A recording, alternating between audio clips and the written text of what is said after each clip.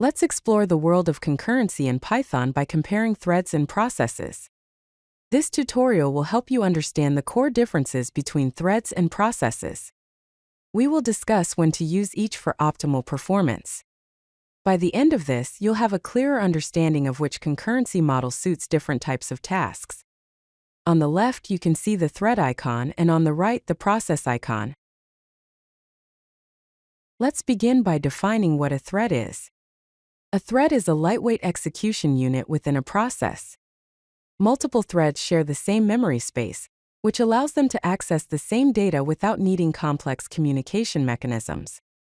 Threads are ideal for input-output bound tasks, such as reading files or making network requests, where the program spends more time waiting for external operations to complete than performing computations. However, in CPython, the standard Python implementation, threads are limited by the Global Interpreter Lock, also known as the GIL. The GIL allows only one thread to hold control of the Python interpreter at any given time. This limits the true parallelism of threads for CPU-bound tasks. Creating threads and switching between them has a lower overhead compared to processes. Here's a simple code example. This code creates 3 threads that each execute the worker function. The worker function simply prints a message, waits for 1 second, and prints another message. Now let's define what a process is. A process is an independent instance of a program, and each process has its own memory space and resources.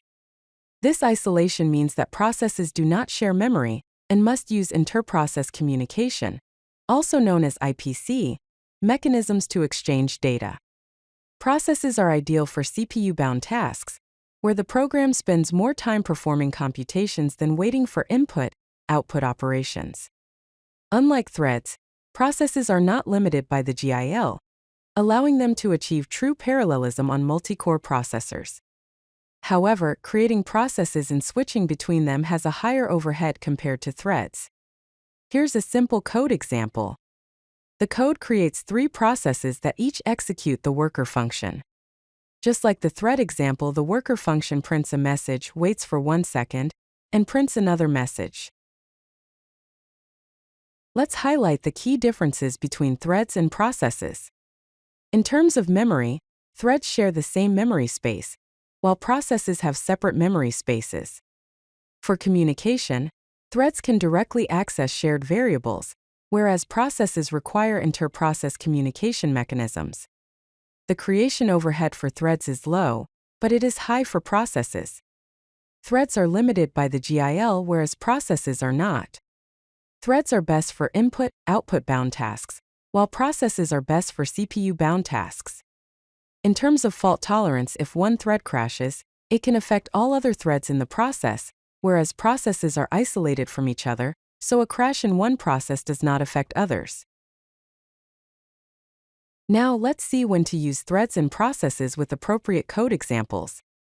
Consider using threads when performing input-output bound operations, working with network requests, performing file operations, shared memory access is needed, and when low overhead is important. Here is an example code that uses threads to download multiple files concurrently. Now let's see when to use processes. Consider using processes when performing CPU-bound operations, parallel computation is needed, isolation between tasks is important, need to bypass the GIL, and when fault tolerance is required. Here is an example code that uses processes to perform parallel computation on large data sets. Let's compare the performance of threads and processes for different types of tasks. For input-output bound tasks, threads typically outperform processes because of lower overhead and efficient resource sharing. As you can see in the chart, threads achieve 90% performance compared to processes at 40%. For CPU-bound tasks, processes significantly outperform threads in Python because of the global interpreter lock limitations. The chart visually represents the performance difference, with processes achieving 95% compared to threads at 30%. In summary, choose the right concurrency model based on your specific workload characteristics. Use threads for input-output bound tasks and processes for CPU-bound tasks. If you like this video, hit that like button and don't forget to subscribe. Visit CodeLucky.com for more such useful content.